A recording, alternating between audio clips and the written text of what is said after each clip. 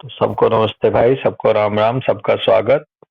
और आज थर्सडे है और डेट हो गई है 20 कितनी है अमित पाल भाई? 20 ही 20 नवंबर 2025।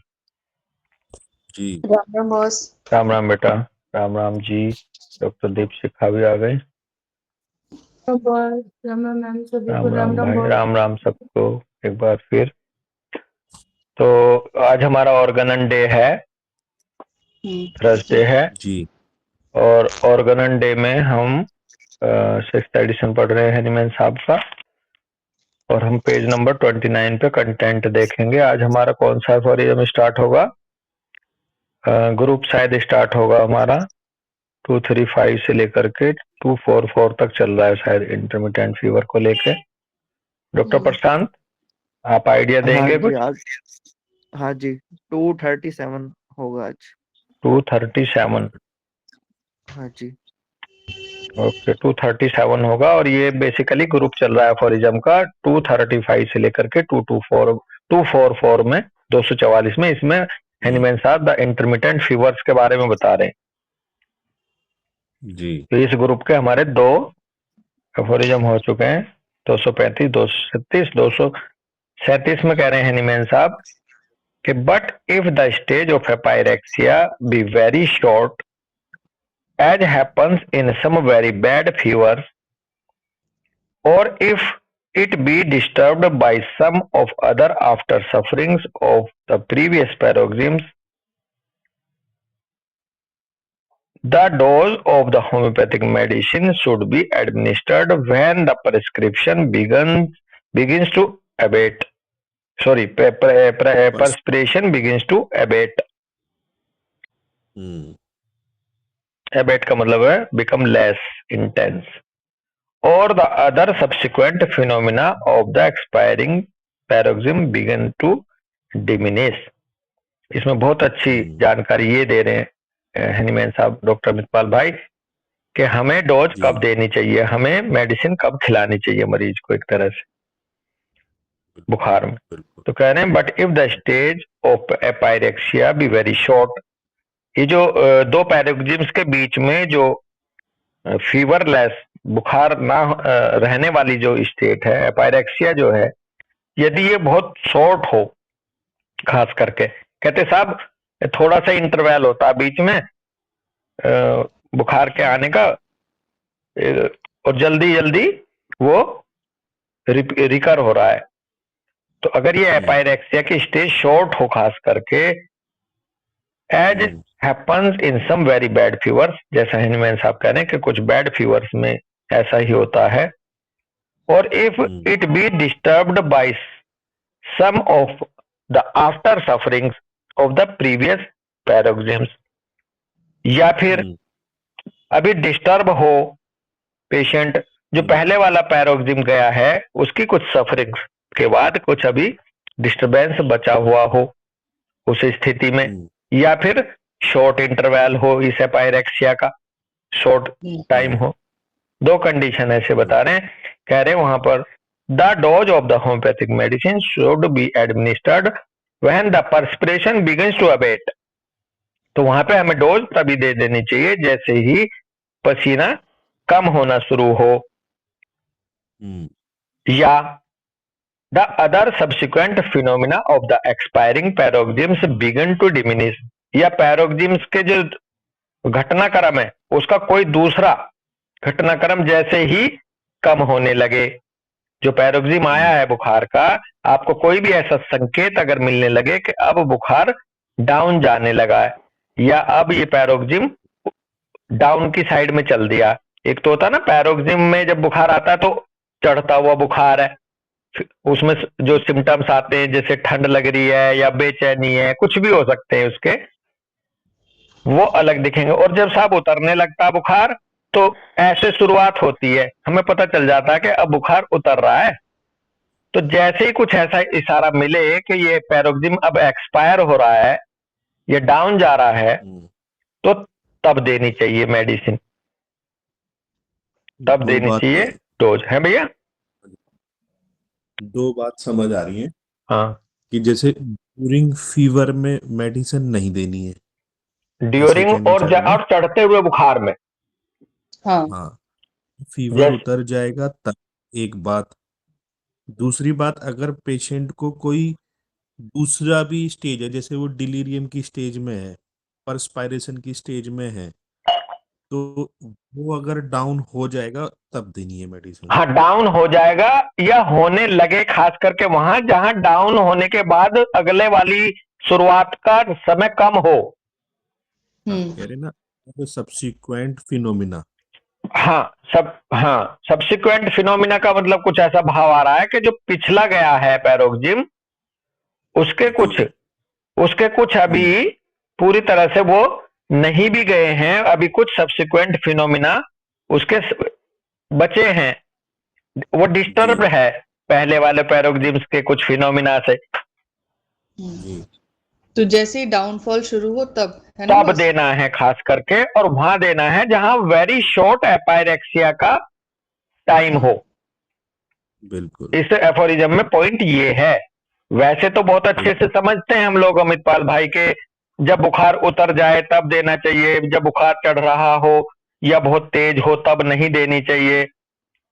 लेकिन यहाँ स्पेशल जानकारी ये दे रहे हैं निमैन साहब कि यदि एपायरेक्सिया की स्टेट, एपायरेक्सिया का शॉर्ट इंटरवल हो, तो उन खास करके उन केसेस में जैसे ही पसीना कम होने लगे तब दे दो, या फिर जैसे ही पैरोक्सिम का कोई संकेत मिले कि ये अब एक्सपायर हो रहा है पैरोक्सिम, या डाउन हो रहा है, डिमिनिश हो रहा है, तभी दे दो।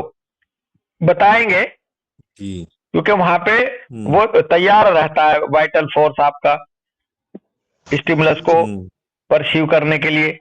और जब वो चढ़ रहा होता है बुखार या बहुत ज्यादा बुखार में होता है, तो वहां वाइटल फोर्स आपके मेडिसिनल स्टिमुलस को परसीव करने की स्थिति में नहीं होता, क्योंकि वो उधर परेशानी में होता है, सफरिंग में होता है। और जैसे ही कोई पैरोक्सिम डाउन जाने लगा, तो वो सफरिंग उसकी कम होने लगी, तो वो अब अगले वाले स्टिमुलस को बड़े आसानी से परसीव कर सकता है। इसके पीछे ये है कहानी।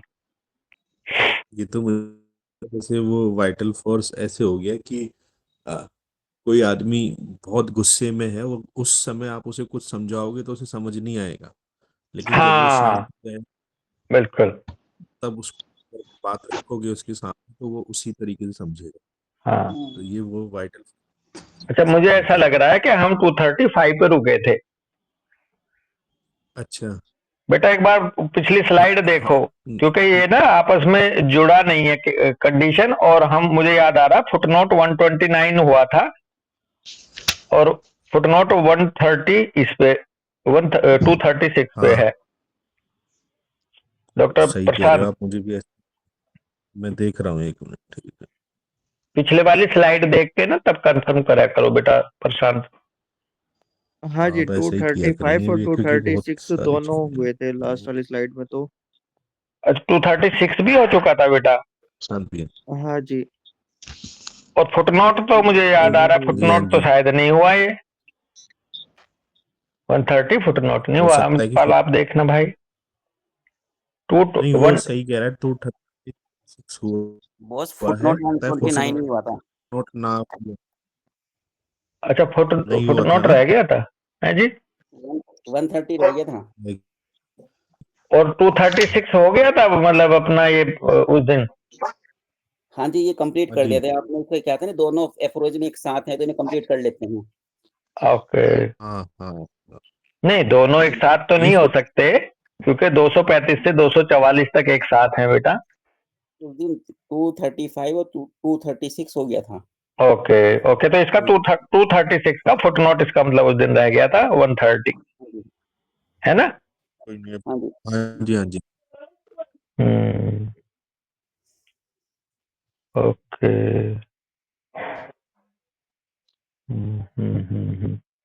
236 मेरा मन है पढ़ने का वैसे, मैं 236 पढ़ ले, पढ़ देख देता हूँ। तो कह पढ़िए रहे हैं, पढ़ ले। हाँ, 236 में कह रहे हैं कि the most appropriate and efficacious time for administering the medicine in these cases is immediately और very soon after the termination of the paroxysm. जो अमित पाल आप कह रहे थे कि जैसे ही जी पैरोक्सिम खत्म होता है, चला जाता पहला, जी, तब देना होता है दीपशिका। एज जी। soon as the patient has in some degree recovered from its effect, और जैसे ही पेशेंट कुछ मात्रा में रिकवरी की तरफ बढ़ने लगे उसके प्रभाव से, तब एडमिनिस्टर करनी चाहिए medicine. It has then time to effect all the changes in the organism requisite for the restoration of health. ये वो समय होता है कि इस समय वो सारे चेंजेस आ रहे होते हैं ऑर्गेनिज्म में जिनकी जरूरत होती है रेस्टोरेशन को ऑफ हेल्थ की तरफ आने के लिए। ये वो समय होता है जब पैरोक्सिज्म चला जाता है। विदाउट एनी ग्रेट डिस्टरबेंस और वायलेंट कोमोशन, और इस दौरान रिस्टोर हो रही होती है हेल्थ अपने आप भी जब पैरोक्सिज्म चला जाता है, बिना ग्रेट डिस्टरबेंस के और बिना वायलेंट किसी मेंटल एक्साइटमेंट या कंफ्यूजन के। वायलेंट कमोशन का मतलब है मेंटल एक्साइटमेंट और कंफ्यूजन।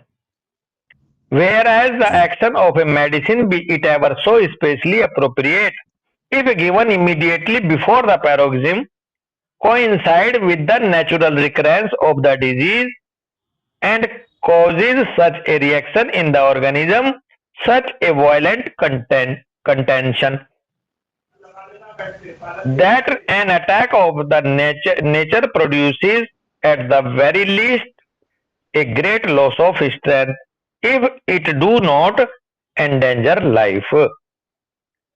जी, भाई जी, अगर आपने चढ़ते हुए बुखार में पैरोक्सिज्म के आते वक्त या बिफोर पैरोक्सिज्म दे दी, तो उसका सबसे बड़ा दिक्कत क्या होने वाली है वो बता रहे हैं। कह रहे हैं whereas the action of a medicine be it ever so specially appropriate, भले चाहे कितनी भी अप्रोप्रिएट मेडिसिन क्यों ना हो, कितनी भी होम्योपैथिकली सिमिलिमम क्यों ना हो, डोज भी कितनी प्रॉपर ही क्यों ना हो, यदि आपने पैरोक्सिज्म के जस्ट बिफोर दे दी, इमीडिएटली बिफोर द पैरोक्सिज्म दे दी, तो वो कोइंसाइड कर जाएगी किससे? With the natural recurrence of the disease से। उस समय डिजीज के आने वाला वो भी है उठान, और उस दौरान आपकी मेडिसिन भी वही करेगी। हम भी तो डिजीज ही प्रोड्यूस करते हैं ना अमितपाल, तो हमारी मेडिसिन का भी इफेक्ट उसमें डिजीज प्रोड्यूस करने में होगा और जो उसका आने का समय भी वही होगा, तो वो कोइंसाइड कर जाएंगे and causes such a reaction in the organism, और ऑर्गेनिज्म में कुछ इस तरह का रिएक्शन पैदा होगा, such a violent contention that an attack of the nature produces at the very least a great loss of strength if it do not endanger life. तो इस तरह का कुछ कंटेंशन हो जाएगा, विवाद हो जाएगा, लफड़ा हो जाएगा, हिंदी में लफड़ा भी है इसका। ऐसा एक बड़ा पंगा हो जाएगा कि ये जो अटैक है नेचर का प्रोड्यूस हो रहा है eight the very least a great loss of strength, जो नेचर अब एक तरह से नेचर प्रोड्यूस करेगी very least a great loss of strength. भाव ये है कि बहुत बड़े पैमाने पर यहाँ लॉस ऑफ स्ट्रेंथ हो जाएगा उस पेशेंट का, जब दोनों एक साथ आकर के उस पर अटैक करेंगे। यदि उसकी जीवन को खतरा ही क्यों ना हुआ हो तो कम से कम उसकी स्ट्रेंथ तो लॉस कर ही देगा ये वाला तरीका। तो इसलिए पैरोक्सिज्म जब जा रहा हो तभी देनी चाहिए, और नॉट एंडेंजर लाइफ पे फुटनोट दे रखा 130। हेनीमैन साहब ने इसमें बताया कि this is observed in fatal cases by no means rare, in which a moderate dose of opium given during the cold stage quickly deprived the patient of life। खास करके ओपियम जैसी ड्रग के बारे में और सावधान रहने के लिए कहा। कह रहे ये ऑब्जर्व करा गया कि जो फेटल केसेस होते हैं कोई जो कि रेयर नहीं है, नो मीन्स रेयर, जो रेयर भी नहीं है, अक्सर मिल ही जाते हैं, जिनके दौरान यदि ओपियम की डोज दे दी गई कोल्ड स्टेज के दौरान, कोल्ड स्टेज का मतलब है पैरोक्सिज्म के आते हुए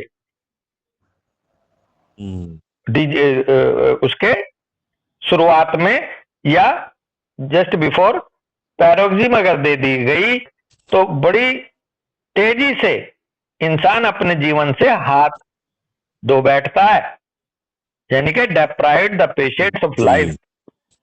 बंदे की हम्म, जीवन चला जाता है डॉक्टर अमितपाल भाई। तो बिल्कुल इसलिए बड़ा बिल्कुल सावधान रहना होता है। और ये जब इसकी सीरियसनेस को हम समझेंगे तो हम जब भी हमारे पास कोई इंटरमिटेंट फीवर का या बुखार का या किसी पैरोक्सिज्मल डिजीज का कोई केस आएगा तो हम देखेंगे कि उस दौरान ना दे जब पैरोक्सिज्म शुरुआत हो रही हो या पैरोक्सिज्म अपनी हाइट पे हो। हम जब दे बिल्कुल जब उसका वो पैरोक्सिज्म घटने लगे, डाउन जाने लगे। जैसे बहुत अच्छी बात बताई थी शायद अभी आपने अमितपाल या दीपशिका कह रही थी, जब किसी को बहुत गुस्सा आ रहा हो तो उसकी बात दिमाग में नहीं समझ में आती, जब थोड़ा सा उसका निकल जाए भड़ास तब उसे समझाओगे तो तब वो बड़ी आसानी से स्वीकार करता आपकी एडवाइस को। ऐसे ही वाइटल फोर्स का है, बिल्कुल। ठीक है और ना। 112 में भी कुछ कहा है ना ओपीएम के बारे में, हाँ, ओपीएम के लिए। 112 फुटनोट में कहा है इसके उल्टा कि जहां पर डिजीज की पिक्चर क्लियर ना हो रही हो, टोटलिटी क्लियर ना हो रही हो, सिम्टम्स क्लियर होके ना आ रहे हो, तो वहां उसका कारण ये होता है कि उसकी जो नर्व फैकल्टी है बंदे की वो विनम्ब हो गई है। तो अगर वहां ओपीएम की एक खुराक दे देंगे तो उसकी पिक्चर, डिजीज पिक्चर जो है वो क्लियर हो जाती है। वहां तो बताया ओपीएम का गुड एस्पेक्ट, और 130 में बताया कि ओपीएम से कैसे खतरा पैदा हो सकता है। तो 112 में पढ़ देता हूं। 112 में कह रहे हैं in cases where the patient, bracket में कह रहे हैं which however happens excessively seldom in chronic but not infrequently in acute diseases. कुछ ऐसे पेशेंट होते हैं, कुछ पेशेंट के ऐसे केसेस होते हैं, हालांकि वो क्रॉनिक में तो अक्सर नहीं मिलते परंतु एक्यूट में अक्सर मिलते हैं ऐसे कंडीशन डिजीज की। कहा? जहां पर पेशेंट को कह रहे हैं feel very ill although his symptoms are very indistinct. Person तो फील करता है बहुत बीमार अपने आप को अमितपाल भाई, यद्यपि सिम्टम क्लियर है नहीं उसके। बिल्कुल। So that this state may be attributed more to the benumbed state of the nerves। तो ये जो स्टेट है उसकी, इसका श्रेय उस बात को जाता है कि उसकी जो नर्व्स हैं वो बिनम्ड हो चुकी है, बिनम्ड स्टेट ऑफ नर्व्स हो चुकी है, इसलिए होता है उसके साथ ऐसा। Which does not permit the patient's pains and sufferings to be distinctly perceived। अब बिनम्ड स्टेट ऑफ नर्व होने की वजह से वो परमिट नहीं करती पेशेंट को पेन महसूस करने के लिए, पेन महसूस नहीं होता, और डिस्टिंक्टली जो उसकी सफरिंग है वो डिस्टिंक्टली परसीव नहीं हो पाती, फैकल्टी उसकी धुंधली धुंधली हो जाती है। कह रहे हैं this torpor of the internal sensibility is removed by opium. ये जो इंटरनल, जो ये टॉर्पोरनेस है, ये जो सुस्ती सी है, ये सेंसिबिलिटी की ये ओपीएम से रिमूव हो जाती है। And in its secondary action, जब ओपीएम देने के बाद जब वाइटल फोर्स का सेकेंडरी एक्शन पैदा होता है, कह रहे हैं the symptoms of the disease become distinctly apparent. तो जो सिम्टम ऑफ डिजीज हैं वो स्पष्ट रूप से प्रकट हो जाते हैं एक ओपीएम की खुराक देने के बाद। और जब ये डिस्टिंक्टली अपेरेंट हो जाएंगे तो आपकी एक राइट सिमिलिमम सेलेक्ट करने का चांस बढ़ जाएगा, है जी, पॉसिबिलिटी ऑफ राइट सिलेक्शन बढ़ जाएगी। तो 112 में तो ओपीएम का गुड एक्शन दिखाया है, और 130 में बताया कि ओपीएम जैसी दवा कहाँ इंसान के लिए जानलेवा हो सकती है। और ओपीएम ही क्यों? बिल्कुल। पहली बात तो कोई भी मेडिसिन, और खास करके वो मेडिसिन जो हीरोइक मेडिसिन है, जिनका एक्शन स्ट्रॉन्ग होता है। हीरोइक मेडिसिन होती है ड्रग्स, स्पाइडर, जैसे कॉफी हो गई, ओपीएम हो गई, या जो हीरोइक मेडिसिन हम पीछे पड़े थे खास करके, जो जिनकी छोटी सी खुराक भी बहुत तेजी से स्टिमुलस देने के लिए सक्षम होती है, वो मेडिसिन यह ज्यादा खतरनाक हो जाएंगी यदि कोल्ड स्टेज के दौरान दे दी गई या एक तरह से केस फेटल हो रखा, जहां किसी की वाइटलिटी बहुत कम है और उधर पैरोक्सिज्म के दौरान भी दे दो तो भाई वो पेशेंट अपने जीवन से वंचित हो जाता है, जीवन खो बैठता अपना। ठीक है, कोई अपनी बात रखना चाह रहा है कोई? चलो जी, तो अब ये 237 हो ही गया था, अब हम करेंगे 238। करें भाई अमित जी दीपशिखा? जी जी जी 238 में कह रहे हैं not infrequently the suitable medicine has with a single dose destroyed several attacks and brought about the return of health. Frequently, not infrequently का मतलब फ्रीक्वेंटली ये होता है कि एक सुटेबल मेडिसिन की सिंगल डोज ही डेस्ट्रॉय कर देती है सेवरल अटैक्स को और ले आती है वापस लौटा के हेल्थ में, किसी भी इंसान की सिकनेस से हेल्थ में ले आती है। But in the majority of cases another dose must be administered after each attack. परंतु मेजोरिटी ऑफ केसेस भी ऐसे होते हैं जहां पर दूसरी डोज जो है वो एडमिनिस्टर करनी पड़ती है आफ्टर ईच अटैक।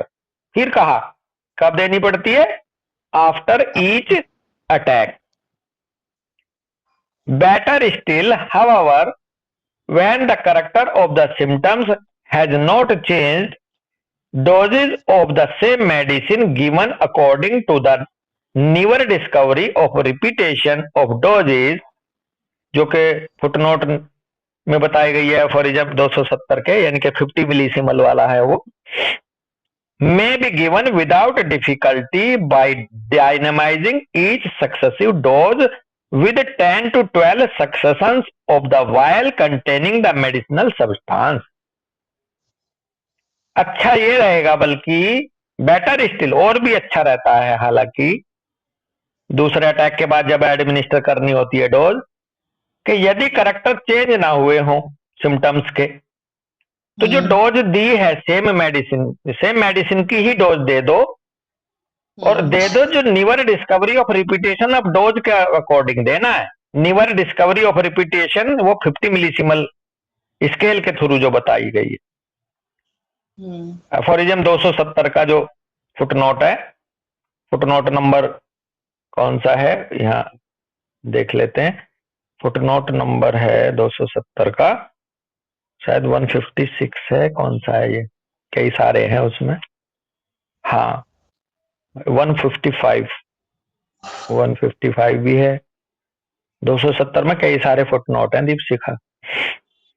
ओके चलो, तो 150 से शुरू हो रहे हैं फुटनोट इसमें, और 155 तक फुटनोट 270 में ही चल रहे हैं, काफी ज्यादा फुटनोट। तो 270 के फुटनोट में जिक्र है कि न्यूअर डिस्कवरी ऑफ रिपीटेशन किस तरह से देना है डोज का, वहां दे सकते हैं बिना डिफिकल्टी के, डायनामाइज करते हुए ईच सक्सेसिव डोज को, जब भी डोज देनी है उसको 10 से 12 सक्सेशंस दे करके डायनामाइज जरूर कर ले उस वायल को जो जिसके अंदर medicinal substance. Nevertheless there are at times cases though seldom where the intermittent fever returns after several days well being. इसके बावजूद भी कई बार ऐसा होता है कई केसेस में, या हालांकि होता तो सेल्डम ही है, जहां पर इंटरमिटेंट दोबारा से लौट आता कई दिन बाद ठीक होने के। कह रहे हैं this return of the same fever after a healthy interval is only possible when the noxious principle that first cause the fever is still acting upon the convalescent as is the case in marshy region. देखो ये बता भी दिया कि ये क्यों लौट आता है।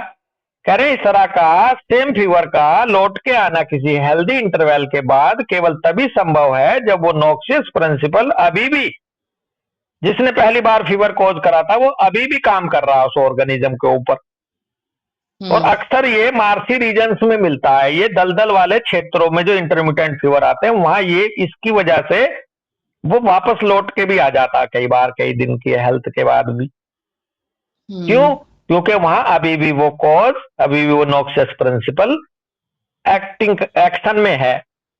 अब यहाँ एनीमैन साहब कह रहे हैं here a permanent restoration can often takes place only by getting away from this causative factor as is possible by seeking a mountainous retreat if the cause was a marshy fever. बिल्कुल। तो यहाँ पर ये जो permanent restoration अगर जब हम चाहते हैं ऐसे मरीज का जो मार्सी रीजन्स में रह रहे हैं और वो वापस लौट के आ गया वो फिर से, तो कह रहे हैं यदि इसका परमानेंट रेस्टोरेशन हम चाहते हैं तो ये केवल तभी हमें मिल सकता है जब हम इस पॉजिटिव फैक्टर से दूर कर दें मरीज को, और ये संभव होगा यदि आप उसे माउंटेनियस रिट्रीट पे भेज दो कुछ दिन के लिए, दलदल वाले एरिया से कुछ पर्वत हिल्स एरिया में भेज दो जहां पर दलदल नहीं है। और ये उस केस में मिलता है if the cause was a marshy fever, खास करके जो दलदल वाले एरियो में जो बुखार होते हैं उनको हेनीमैन साहब ने एडवाइज किया है कि आपको माउंटेनियस रिट्रीट पे चले जाना चाहिए, यानी कि हफ्ता 10 दिन के लिए आप उस एरिया को छोड़ दो और जब आप स्वस्थ हो जाओ तो फिर वापस आओ। अब वापस नहीं लौटेगा। लेकिन अगर आप अभी बुखार से छूटे हो और आप वहीं रह रहे हो और वही नॉक्सियस प्रिंसिपल एक कॉजेटिव फैक्टर जो अभी प्रेसिपिटेटिव फैक्टर के रूप में भी बना हुआ है या कॉजेटिव फैक्टर के रूप में बना हुआ है, तो आपको माउंटेनियस रिट्रीट पे उसे भेज देना चाहिए। ठीक है जी। हेलो जी बोलो। जी तो बोलो। ये था आपका 238। अब ऐसे भी बोल देते हैं ना हम, तो ये mountainous retreat different different types की हो सकती है, ना केवल बुखार में। पता चला मैं कहीं रह रहा हूं और वहां मैं दवाई खाने के बाद भी बार बार अभी बीमार हो जा रहा हूं किसी एरिया में, भाई कुछ दिन बाहर अपने वहां रहिए आप दूसरी तरफ। कहते हैं ना, मेरे कई मरीज हैं डॉक्टर दीपशिखा, कहते हैं साहब यहाँ आते हैं ना तो जब हम अपने गांव चले जाते हैं तो वहां हमारी दिक्कतें अपना आप ही ठीक हो जाती हैं कई बार। तो कोई बंदा यदि वो डाइट एंड रेजिमेन की वजह से, रेजिमेन बोलेंगे रहन सहन का, उसकी वजह से यदि नहीं ठीक हो पा रहा है तो उसका रेजिमेन तो बदलना बनता है थोड़ा सा। बिल्कुल। तो वही मार्सी फीवर्स के लिए माउंटेनियस रिट्रीट है। ये एक्यूट के लिए तो है ही है भैया, और क्रॉनिक में भी जैसे क्या है कि मेंटेनिंग कॉज रहेगा। अब कोई नाइट जॉब करेगा ही करेगा तो उसको गैस्ट्रिक प्रॉब्लम्स आएंगी ही आएंगी। हाँ लेकिन एक थोड़ा सा यहाँ पॉइंट है, बड़ी अच्छी बात आपने याद दिला दी। ये जो रात की ड्यूटी कर रहा है जी तो पहले तो उसकी रात की ड्यूटी ही हटाने को बोला जाएगा, क्योंकि जब हम पढ़ रहे थे class of disease, acute case, acute disease, false chronic disease, true chronic disease, तो ये जो हमारे डाइट एंड रेजिमेन की वजह से, रात को जगने से, गलत जगह रहने से, गलत खाना खाने से, इनको तो बल्कि हेनीमैन साहब ने बोला कि ये सूडो क्रॉनिक डिजीज मिलते हैं ज्यादातर, तो अमित पाल है ना। अगर आप इनकी लाइफ स्टाइल में भी चेंज कर दें तो मैक्सिमम डिजीज तो अपने आप ठीक हो जाते हैं। जिनको कहते हैं यार सालों साल से पेट साफ नहीं हो रहा था, लेकिन जब से मैंने वो बदलाव करा तो मेरा पेट साफ होने लगा।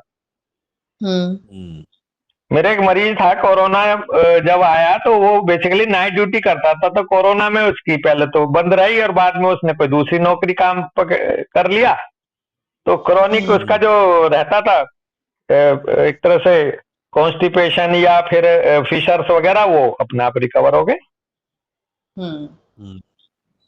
तो ये बड़ी गजब की बात है। लेकिन हाँ, हमें कॉजेटिव फैक्टर, प्रेसिपिटेटिंग फैक्टर, ये हमें दूर करने होंगे तभी क्योर होता है बंदा। और खास करके क्रॉनिक में तो बहुत अच्छी बात है। एक्यूट में तो करना ही करना है शुरू में, लेकिन क्रॉनिक में भी इस बात का ध्यान रखा जाए, जैसे अमित पाल भाई बता रहे हैं। 239 एफोरिज्म में कह रहे हैं हेनीमैन साहब के as almost every medicine causes in its pure action a special peculiar fever and even a kind of intermittent fever with its alternating state differing from all other fevers that are caused by other medicines. Homeopathic remedies may be found in the extensive domain of medicines for all the numerous varieties of natural intermittent fevers. And for a great many of such fevers, even in the moderate collection of medicines already proved on the healthy individual. अब Hahnemann साहब ने medicine के बारे में बताया कि भाई इतने सारे बुखार और अलग अलग बुखार, तो क्या अलग अलग मेडिसिन हैं जो ऐसा सेम टू सेम बुखार पैदा करती होंगी? तो कह रहे हैं as almost every medicine causes in its pure action a special peculiar fever, जैसा कि प्रत्येक मेडिसिन एक स्पेशल पिक्यूलियर फीवर कॉज करती है अपने प्योर एक्शन के दौरान, अपना एक विशेष उसी से जुड़ा हुआ फीवर बनाती है. And even a kind of intermittent fever with its alternating state, और एक इंटरमिटेंट फीवर जो अल्टरनेटिंग स्टेट्स को लेकर के एक प्रकार का वो पैदा करती है. एक पिक्यूलियर एक एवरी मेडिसिन, हर एक मेडिसिन का अपना अल्टरनेटिंग स्टेट्स को लेकर के और अपने स्पेशल पिक्यूलियर फीवर को लेकर के अपना प्योर एक्शन अलग अलग होता है. कह रहे हैं differing from all other fever that are caused by the other medicine, तो ये सब डिफर करते हैं सभी दूसरे फीवर से जो दूसरी मेडिसिन पैदा करती हैं अपने अपने तरीके से. तो कह रहे हैं कि होम्योपैथिक रेमेडीज में be found in the extensive domain of medicine for all numerous varieties of natural intermittent fever. तो होम्योपैथिक रेमेडीज जो है वो खोजी जा सकती हैं. इतना एक्सटेंसिव डोमेन जो है मेडिसिन का, हमारी मेडिसिन का अच्छा खासा एक्सटेंसिव डोमेन है, वो सभी numerous varieties of natural intermittent fevers के लिए खोज के लाई जा सकती हैं, इसमें कोई दुविधा नहीं है. And for a great many of such fevers even in the moderate collection of medicine already proved on the healthy individual. For a great many of such fever, कितने ही ज्यादा क्यों ना हो इस तरह के फीवर. फिर यहाँ दोबारा से उन्होंने एक वो दिया हमें एक सहारा कि even in the moderate collection of medicine, भले ही हमारे पास मॉडरेट कलेक्शन ऑफ मेडिसिन है ऑलरेडी जो प्रूव्ड है किसी हेल्दी इंडिविजुअल्स पर, उनमें से भी खोज के लाई जा सकती है, अभी भी हमें मिल जाती है. जबकि हमारा जो ऐसा लग रहा है कि जैसे बहुत एक्सटेंसिव डोमेन चाहिए मेडिसिन का, बहुत ज्यादा मेडिसिन की संख्या चाहिए जब इतने सारे बुखार हैं. लेकिन फिर उन्होंने कहा एनीमैन साहब ने कि भले ही मॉडरेट कलेक्शन ऑफ मेडिसिन हो हमारे पास जो ऑलरेडी प्रूव्ड है, वहां से भी इस तरह की मेडिसिन लाई जा सकती है, कितने भी great many of such fevers हो. तो बेसिकली वो इसलिए ला सकते हैं ना कि एक मेडिसिन के अपने अपनी भी तो शेड्स हैं बहुत सारी, किस समय पे उसने क्या किस तरह का एक्शन करा, क्योंकि एक मेडिसिन कितने सारे इंडिविजुअल्स पर अलग अलग सिम्टम देती है ना प्रूविंग के दौरान. तो इस तरह से यहाँ ओवरऑल लबोलबाब कुछ ऐसा लग रहा है दीपशिखा के मेडिसिन की संख्याओं की कमी ना पड़ने की है. मेडिसिन पर्याप्त हो जाएंगी आप अगर इस तरह से ट्रीट कर रहे हो तो भी. जी 240 और कर लेते हैं. 240 में कह रहे हैं but if the remedy found to be the homeopathic specific for a prevalent epidemic or of intermittent fever do not affect a perfect cure in someone or other patient. If it be not the influence of a marshy district that prevents the cure, it must always be the soric miasm in the background, in which cases antisoric medicine must be employed until complete relief is obtained.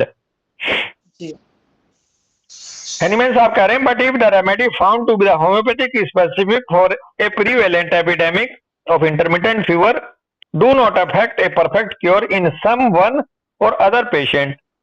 कई बार क्या होता है कि जो remedy homeopathic specific remedy के रूप में जो हम खोज लेते हैं किसके लिए, जो प्रीवेलेंट एपिडेमिक इंटरमिटेंट फैला हुआ है, यदि वो परफेक्ट क्योर नहीं कर पा रहा है किसी केसेस में, किसी एक या किसी दूसरे पेशेंट में, जबकि वो हमने होम्योपैथिक स्पेसिफिक ढूंढ भी रखा है उस प्रीवेलेंट एपिडेमिक के रूप डिजीज इंटरमिटेंट फीवर के लिए, उसकी टोटलिटी को मैच करते हुए, और फिर भी वो क्योर नहीं कर रहा एक या दूसरे पेशेंट को। If it be not the influence of marshy district that prevent the cure, यदि वहां मार्सी डिस्ट्रिक्ट वाला इन्फ्लुएंस ना हो खास करके जो उसको क्योर होने से रोक रहा, यदि वो भी नहीं है कि भाई मार्सी डिस्ट्रिक्ट है, तो फिर हैनीमैन साहब ने बताया कि it must always be the सोरिक मियाज्म in the background. तो ऐसे पर्सन, ऐसे पेशेंट के बैकग्राउंड में फीवर के वहां सोरिक मियाज्म मिलेगा।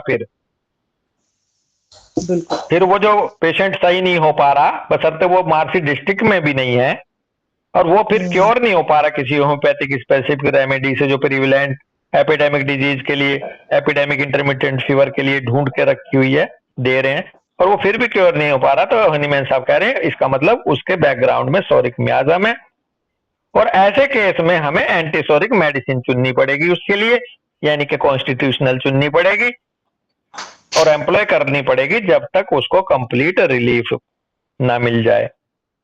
तो इंटरमिटेंट फीवर के बैकग्राउंड में मियाज्म भी हो सकता है किसी के। अगर ये टेंडेंसी टू है, बस की tendency to fall for disease बार बार हो रही है, तो बार बार हो रही है, या क्योर नहीं हो पा रहा, तो इसका मतलब ये है बिल्कुल टेंडेंसी है, वो भी मियाज्म की वजह से हो सकती है, और ना तो मार्सी डिस्ट्रिक्ट में रह रहा है और बहुत ही अच्छी मेडिसिन भी निकाल ली है, फिर भी ठीक नहीं हो रहा उसका इंटरमिटेंट फीवर, तो भाई फिर उसे एंटी मियाज्मेटिकली या एंटीसोरिक मेडिसिन से ट्रीट करो। जी। तो ये भाव था यहाँ हैनीमैन साहब का। किसी को अपना पॉइंट रखना है तो रखें, आज यहीं रुकेंगे। जी बॉस। कुछ कहना है, किसी की कोई क्वेरी है? ओके, जी बॉस। तो यहीं रुकते हैं फिर। सबको नमस्ते भाई, सबको राम राम, सबका धन्यवाद। राम राम बॉस। राम राम, राम राम जी, राम राम भाई, राम राम सर। राम।